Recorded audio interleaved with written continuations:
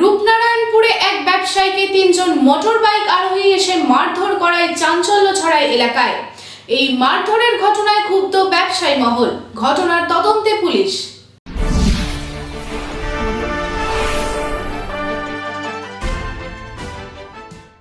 এক ব্যবসায়ীকে মারধরের ঘটনায় চাঞ্চল্য। আসানসোলের সালানপুর থানার রূপনারায়ণপুরের ব্যবসায়ীকে দোকান বন্ধ করার সময় রবিবার রাতে তিনজন মোটর বাইকে এসে মারধর করে বলে অভিযোগ। মারধরের জেরে জখম হয়েছেন অনুপ মাঝি নামে ওই ব্যবসায়ী। মারধরে আহত হওয়ার পর ওই ব্যবসায়ীকে স্থানীয় পিঠাই কেয়ারি হাসপাতালে প্রাথমিক চিকিৎসা করা হয়। পরে ঘটনার অভিযোগ জানানো হয় রূপনারায়ণপুর পুলিশ ফাঁড়িতে। সোমবার সকালে এই ঘটনার প্রতিবাদে রূপনারায়ণপুর পুলিশ ফাঁড়িতে এসে জমায়েত হন রূপনারায়ণপুর বাজারের ব্যবসায়ীরা। ব্যবসায়ীদের দাবি পুলিশ ঘটনার তদন্ত করে দোষীদের গ্রেপ্তার করুক। তবে আহত ওই ব্যবসায়ী জানিয়েছেন কোনো এক গ্রাহকের সঙ্গে টাকা চাওয়াকে নিয়ে গন্ডগোল হয়েছিল। তারপরেই ওই ব্যক্তি আরো দুজনকে মোটরসাইকেলে করে নিয়ে এসে তাকে মারধর করে।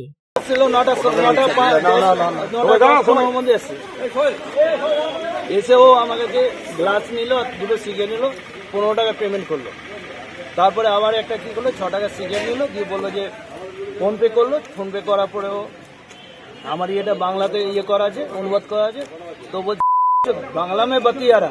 তো আমি এই কথাটা শুধু বলে এই क्या बोला रे, हाँ बोलते क्या हुआ, बोलने से क्या हुआ, गाली काहे दे रहा है। बस वो কথা বলা বলি করে একটু বচসা হলো, বাস চলে গেল। আর रुको देख रहे हैं, ठीक बटू।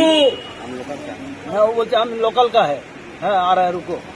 হ্যাঁ ঠিক, আমরা 9টা 10টা 10-15 সময় যখন এদিকে তালা লাগিয়ে সামনে লাগানো যাচ্ছে, ও সাইড দিয়ে পিছন দিয়ে এসে মারলো। গাড়িটা দূরে দাঁড় করানো ছিল, এসে দৌড়ে নামবার সময় পড়েছে। আবার দৌড়ে যখন যাচ্ছে, দৌড়ে গাড়ি চেপে বেরিয়ে গেল ওই ইয়ের দিকে, আল্লাহর দিকে।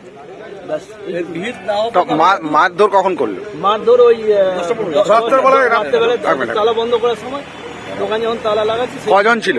3 জন ছিল। প্রথম যারা এসছে তখন 2 জন ছিল, পরে যখন আসে 3 জন। হাতে কোনো কিছু ছিল ওদের? হাতে কোনো দেখা যাচ্ছে না, কিন্তু কিছু ছিল হাতে, আংটি বা কিছু ওই দিয়ে আঘাত করে। দুখানে স্টিচে পড়ে। কেন মারছিল আপনি জিজ্ঞেস করেননি যে কেন মারছেন? সুযোগই দিল না তো। তো এসে নামলো, গাড়ি থেকে দৌড়ে এসে নামলো, মেরে দৌড়ে গাড়িতে চেপে গেল। একটা বাইকে এসেছিল? একটা বাইকে 3 জন এসছে। তবে ব্যবসায়ীদের উপর এভাবে হামলার ঘটনায় ক্ষুব্ধ ব্যবসায়ী মহল। এফআইআর করার পরও এখনো পর্যন্ত কোনো পদক্ষেপ গ্রহণ করা হয়নি পুলিশ প্রশাসনের তরফ থেকে বলে জানানো হয় ব্যবসায়িক সংগঠনের পক্ষ থেকে।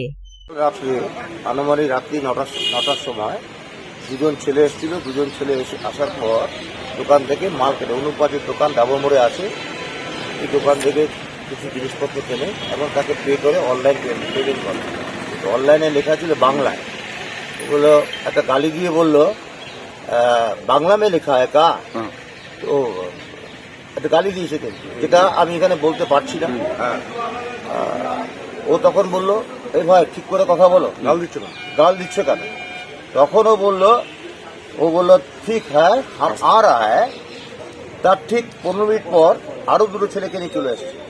নিয়ে আসার পর ওকে ফটাফট দোকানের ভেতর ছিল, দোকানের ভেতরে হিট করাতে তার এই একটা রাইট সাইডে চোখের পাশটা তার কেটে যায় এবং সেখানে 2টো স্টিচও পড়ে এবং ব্লিডিং প্রচুর পড়ে।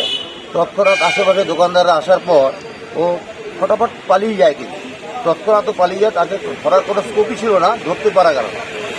এইবার আমরা দেখলাম, আমি সকালবেলা এটা খবর রিপোর্টটা পেলাম, আসার পরে আমি থানায় এসেছি। আমাদের সব যেসব দোকানদাররা আছেন, ব্যবসায়ীরা আছেন, সবাই সম্মিলিতভাবে আমরা একজোট হয়েছি।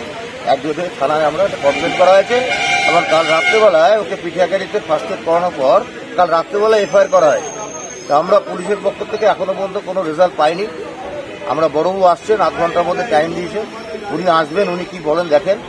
আমরা প্রশাসনিক ইয়েতেই আমরা কাজ করব।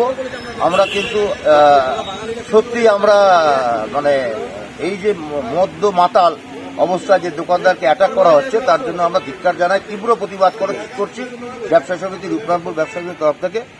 আগামী দিন যাতে এরকম না হয় তার জন্য একটা প্রশাসনকে পরিশ্রম নিতে হবে। আসানসোল থেকে সন্তোষ মণ্ডলের রিপোর্ট, পাবলিক টাইমস।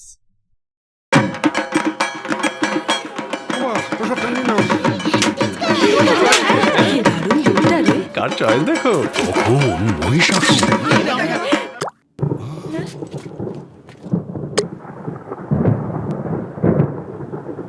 পুজোর আড্ডায় ব্রেক। চেঞ্জ করে নাও ঠিক, নো মাথায় হাত, লেটস গো টু ছাদ। পুজোর সকাল বিকেল সেই ডুব দিতে চায় আড্ডাতেই, ছাদেই বাঁধন হারা ভরসা দিচ্ছে টাটা, টাটা স্ট্রাকচারা।